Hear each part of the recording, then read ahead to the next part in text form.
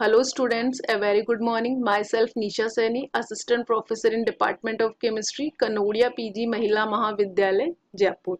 Students अपन लोग जो chapter पढ़ रहे हैं वो है ऑक्सीडेशन रिडक्शन। ऑक्सीडेशन रिडक्शन की जो अपनी लास्ट क्लास हुई थी उसमें अपन ने पढ़ा था रेडॉक्स स्टेबिलिटी इन वाटर। आज अपन लोग पढ़ने वाले हैं analysis of redox cycle. Analysis of redox cycle start करने से पहले मैं आपको बता दूं रेडॉक्स साइकिल क्या होते हैं। देखो, रेडॉक्स साइकिल वो साइकिल होते हैं जिनमें अपन एंथैल्पी चेंज की बात करते हैं, और ये जो एंथैल्पी चेंज हो रही है वो रेडॉक्स प्रोसेस के टाइम हो रही है।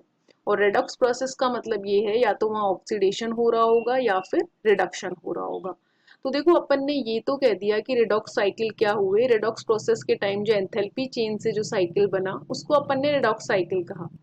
लेकिन आपको ये पता होना चाहिए कि एंथैल्पी चेंज क्या होता है। तो देखो, जब भी ऑक्सीडेशन हो रहा हो या फिर रिडक्शन हो रहा हो तो ये कई स्टेप्स में होता है, और इन स्टेप में या तो एनर्जी एब्जॉर्ब होती है या फिर इवॉल्व होती है। तो ये जो सारी एनर्जी अपने को मिलती है, चाहे वो एब्जॉर्ब हो रही हो चाहे वो इवॉल्व हो रही हो, उनको अपन कहते हैं एंथैल्पी चेंज। तो इस तरीके से अपने को किसी भी रिडक्स प्रोसेस में एंथैल्पी चेंज मिलेगा। एंथैल्पी चेंज को इन्वॉल्व करके अपन लोग बनाएंगे रेडॉक्स साइकिल।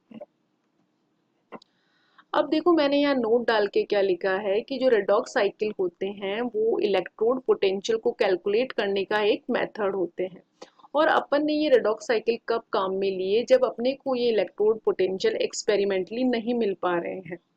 इसके लिए अपन ने क्या किया है, एक रिलेशन तैयार किया है between E not and delta H. देखो, यहाँ पे मैंने सबसे पहले एक इक्वेशन लिखी है, del G not is equals to minus N F E nought, और इस इक्वेशन को मैंने नंबरिंग की है 1। देखो, इस इक्वेशन में मैं आपको बता दूं, ई नॉट है अपना electrode potential, delta G not है अपना स्टैंडर्ड फ्री एनर्जी, एन है अपना number of electron transfer during redox process, F है अपना फेराडे कांस्टेंट। इसके अलावा अपने को देखो एक इक्वेशन और पता होती है, del G not is equals to del H nought minus T del S nought. देखो, यहाँ क्या हो रहा है, इसको अपन ने क्या किया है, सेकंड इक्वेशन नाम दिया है। सेकंड इक्वेशन अपन ने कह दिया, फर्स्ट इक्वेशन अभी अभी अपन ने पढ़ी थी। यहाँ मैं आपको बता दूं कि जब भी कोई रेडॉक्स प्रोसेस होती है तो उस रेडॉक्स प्रोसेस के टाइम जो एंट्रोपी चेंज होता है वो नेग्लिजिबल माना जाता है। अगर एंट्रोपी चेंज नेग्लिजिबल है तो ये टर्म जो होती है इसको अपन नेग्लेक्ट कर सकते हैं। अगर इस टर्म को अपन ने नेग्लेक्ट कर दिया तो del G not is equals to del H nought होगी। अब अपने पास दो इक्वेशन हो गई। फर्स्ट इक्वेशन से अपने को क्या मिल गया, del G not is equals to minus N F E nought. Second equation से अपने को क्या मिल गया, del G not is equals to del H nought. तो अपने क्या किया, फ्रॉम इक्वेशन 1 एंड इक्वेशन 2 से एक इक्वेशन और तैयार की, और ये अपने को मिली, del G not is equals to del H naught is equals to minus N F E naught. ये अपनी फाइनल इक्वेशन है। देखो, इस इक्वेशन में अपन ने क्या किया, ई नॉट की वैल्यू डिटरमाइन की और वो अपने को मिली minus del H upon N. मैं आपको यहाँ एक चीज बता दूं जो कि बहुत इंपॉर्टेंट है, ये जो नेगेटिव साइन है वो यहाँ इंडिकेट कर रहा है स्पॉन्टेनिटी ऑफ रेडॉक्स रिएक्शन। मैंने आपको पहले भी कहा था कि अगर ई नॉट का साइन आता है माइनस, यानी कि ये रिएक्शन नॉन स्पॉन्टेनियस है। अगर ई नॉट का साइन आता है प्लस, यानी कि रिएक्शन स्पॉन्टेनियस है। तो यहाँ पे इस माइनस से मतलब सिर्फ स्पॉन्टेनियस और नॉन स्पॉन्टेनियस से है। अब माइनस का साइन तो आप बता ही चुके हैं किसके लिए है, एन नंबर ऑफ इलेक्ट्रॉन है जो कि रेडॉक्स प्रोसेस में ट्रांसफर हो रहे हैं। तो हर रिएक्शन के लिए एन का नंबर भी अलग अलग होगा। अब अपने को क्या मिला यहाँ पे लास्ट में, ई नॉट और डेल एच। तो अपन कह सकते हैं कि जो इलेक्ट्रोड पोटेंशियल वैल्यू होगी वो डिपेंड किस पे करेगी, एंथैल्पी चेंज पे। और देखो, दोनों के अंदर सीधा सीधा रिलेशन भी होता है। अगर डेल एच की वैल्यू इंक्रीज हो रही है तो ई नॉट की वैल्यू भी इंक्रीज होगी। और ये जो ई नॉट अपन यहाँ बात कर रहे हैं वो ई नॉट है अपना स्टैंडर्ड रिडक्शन पोटेंशियल। मैंने आपको स्टार्टिंग में ही बता दिया था कि जो अपना इलेक्ट्रोड पोटेंशियल होता है वो दो टर्म में चलता है, या तो आप उसे स्टैंडर्ड रिडक्शन पोटेंशियल के नाम से जानते हैं या फिर आप उसे एसओपी यानी कि स्टैंडर्ड ऑक्सीडेशन पोटेंशियल के नाम से जानते हैं। अब देखो, वो तो अपना रेडॉक्स साइकिल की बात थी। अब अपन स्टार्ट कर रहे हैं ऑक्सीडेशन साइकिल से। ऑक्सीडेशन साइकिल के अंदर अपन ने जो एग्जांपल सबसे पहले लिया है वो है हाइड्रोजन के लिए। हाइड्रोजन का अगर ऑक्सीडेशन अपने को कराना है तो अपन ने क्या किया है, हाफ H2 लिया है, हाफ H2 लिया तो अपने को मिला H plus ion aqua solution में, एक इलेक्ट्रॉन इसने लूज कर दिया। पहली चीज तो ये है कि ये जो सारी प्रोसेस है ये एक एक्सोथर्मिक प्रोसेस है। एक्सोथर्मिक प्रोसेस के लिए जो डेल एच की वैल्यू होती है वो नेगेटिव में होती है। अब अपन ने क्या किया कि इस रिएक्शन के लिए एक पाथ तैयार किया, पाथ जो अभी अभी अपन ने ऊपर देखा था हाफ H2 था, इससे अपन ने H प्लस आयन बनाया एक्वा सोल्यूशन में और एक इलेक्ट्रॉन शो किया जो इसने लूज किया। इस पाथ के लिए मैंने भी अभी आपको बताया कि जो डेल एच है वो माइनस क्यू होगा क्योंकि एक्सोथर्मिक प्रोसेस है। तो ये एक पाथ है। एक पाथ अपने को क्या मिलता है कि अपन ने हाइड्रोजन गैस ली, उसको डिसोसिएट करके किस में कन्वर्ट किया, हाइड्रोजन एटम के अंदर। तो यहाँ पे डिसोसिएट करने के लिए अपने को देनी पड़ी डिसोसिएशन एनर्जी। हाफ अपन ने यहाँ पे लिया था मॉलिक्यूल, तो यहाँ भी अपन ने क्या किया है, हाफ। अब ये जो हाइड्रोजन गैस का अपने को एटम मिला, इसको अपन ने दी आयनाइजेशन एनर्जी। जैसे इसको आयनाइजेशन एनर्जी दी, इसने एक इलेक्ट्रॉन लूज किया और एक इसमें कन्वर्ट हो गया आयन में। अब इस आयन को अपन ने क्या किया, हाइड्रेटेड किया। जैसे इसको हाइड्रेटेड किया तो इसने हाइड्रेशन एनर्जी रिलीज करी। रिलीज करने के बाद में यह हाइड्रोजन आयन एक्वस फॉर्म में आ गया।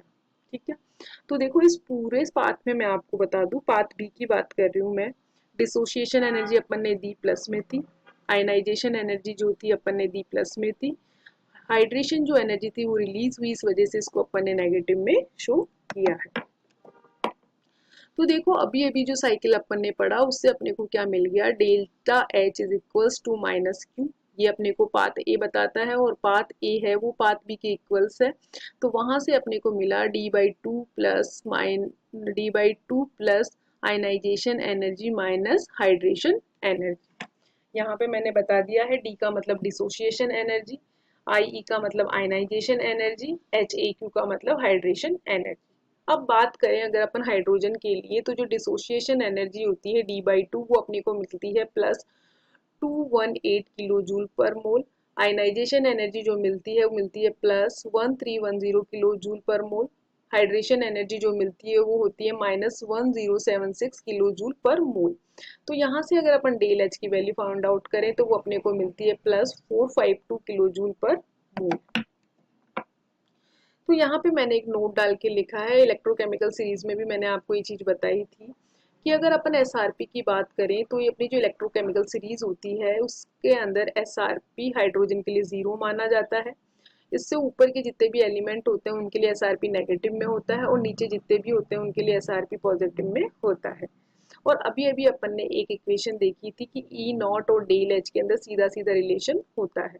तो अगर अपन कह रहे हैं कि ऊपर वाले एलिमेंट्स के लिए एसआरपी नेगेटिव में होता है, इसका मतलब इनके लिए डेल एच की वैल्यू भी कम होगी। अगर नीचे वालों के लिए एसआरपी पॉजिटिव होता है यानी कि इनके लिए डेल एच की वैल्यू भी क्या होगी, ज़्यादा होगी।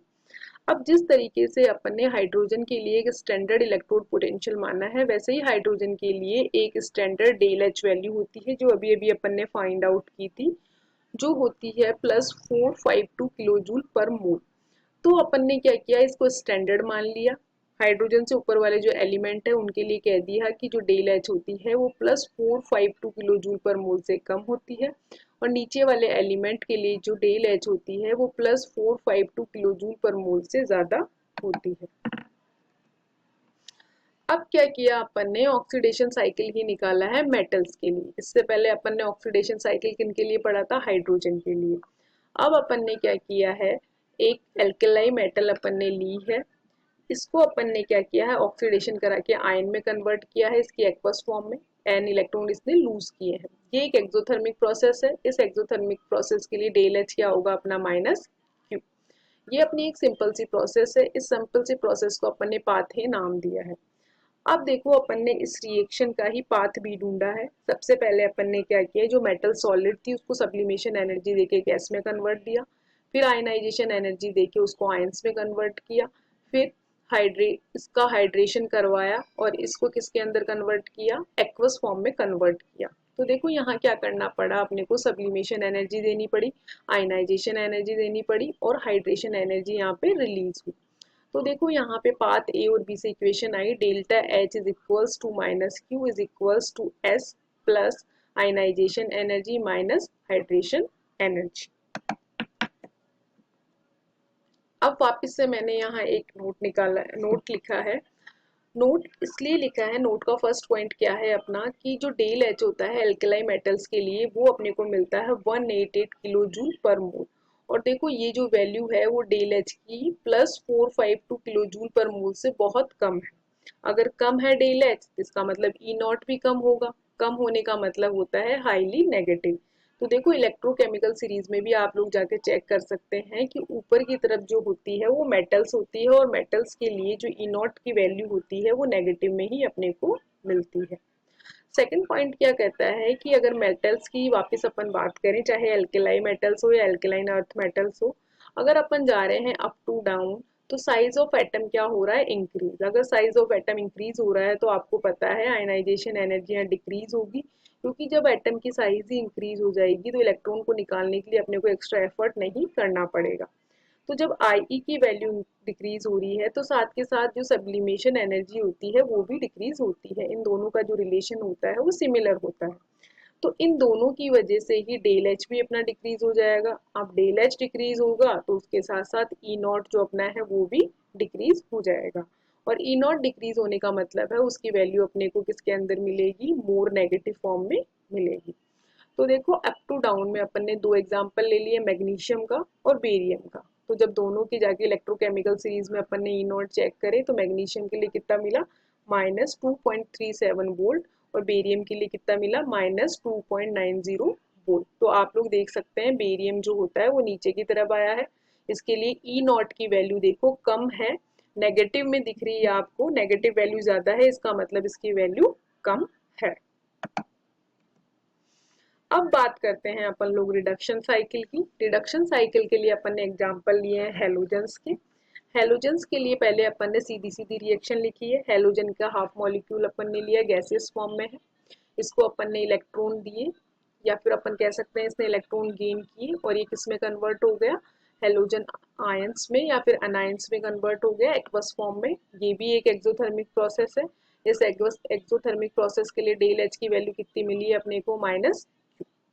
अब देखो इस रिएक्शन को तो अपन ने as it is path A माना है। अब अपन जाते हैं पाथ बी पे। सबसे पहले अपन ने हेलोजन जो गैस है उसको डिसोसिएशन एनर्जी दी हाफ, और उसको किस में कन्वर्ट किया, एटम की फॉर्म में कन्वर्ट किया, गैसियस फॉर्म में। अब क्या किया आगे, अपन ने इसको एक इलेक्ट्रॉन दिया, और इलेक्ट्रॉन देने पे जो एनर्जी बाहर निकली उसको अपन ने क्या कहा, इलेक्ट्रॉन एफिनिटी। इससे ये एनायन की फॉर्म में आ गया। इस एनायन को अपन ने गैसियस फॉर्म से किस में कन्वर्ट किया, एक्वस फॉर्म में। इसके लिए अपन ने इसको हाइड्रेशन करवाया इसका। जब हाइड्रेशन करवाया तो एनर्जी बाहर निकली, और वो एनर्जी थी -H। तो इस तरीके से अगर अपन पाथ बी की बात करें तो डिसोसिएशन एनर्जी अपन ने दी, इलेक्ट्रॉन एफिनिटी रिलीज हुई, हाइड्रेशन एनर्जी भी यहाँ पे क्या हुई, रिलीज हुई। तो इस तरीके से अपन ने पाथ ए और पाथ बी से क्या निकाला, delta H is equals to minus Q is equals to D/2 minus E A minus H A. यहाँ मैंने बता दिया है डी डिसोसिएशन एनर्जी है, ई इलेक्ट्रॉन एफिनिटी है, H A Q hydration energy है। तो देखो मैंने यहाँ पे दो स्टार बनाए हैं। इन दोनों स्टार्स का क्या मतलब होता है, आप अगर हेलोजन्स की बात करें तो हेलोजन्स के लिए डिसोसिएशन एनर्जी और इलेक्ट्रॉन एफिनिटी लगभग सिमिलर होती है। सिमिलर होने की वजह से इन दोनों को अपन एक तरीके से नेग्लेक्ट कर सकते हैं। अगर इन दोनों को नेग्लेक्ट कर दिया तो जो डेल एच होता है वो सीधा सीधा किस पे डिपेंड करेगा, हाइड्रेशन एनर्जी पे। तो वही चीज मैंने यहाँ लिखी है, del H depends on H, H aqueous. साथ में एक एग्जांपल मैंने आपको बताया है कि अगर हम फ्लोराइड टू आयोडाइड जा रहे हैं, इसका मतलब एनाइन की साइज इंक्रीज हो रही है। अगर एनाइन की साइज इंक्रीज हो रही है तो उसका हाइड्रेशन डिक्रीज होता है। आप लोग फर्स्ट ईयर में पढ़ के आए होंगे कि जितना स्मॉल आयन होता है उसका हाइड्रेशन उतना ही ज्यादा होता है। तो देखो अपने तो आयंस बढ़ते जा रहे हैं, आयंस बढ़ते जाएंगे तो हाइड्रेशन उनका कम होता जाएगा। और अभी अभी अपन ने बोला है कि हाइड्रेशन और डेल एच का सीधा सीधा रिलेशन होता है। तो अगर हाइड्रेशन कम होता जा रहा है तो डेल एच भी कम होती जाएगी, और डेल एच कम होती जा रही है तो ई नॉट भी कम होता जाएगा। तो देखो यहाँ पे मैंने क्या किया है, फ्लोराइड के लिए जो ई नॉट की वैल्यू लिख ली +2.87 होती है, आयोडाइड आयन के लिए लिख ली 0.54 होती है। तो देखो जितना बड़ा आयन था उतना ही उसके लिए ई नॉट की वैल्यू कम हुई, क्योंकि इसका रीजन अभी अभी मैंने आपको बताया। तो ये तो था आज का अपना topic. Thank you so much.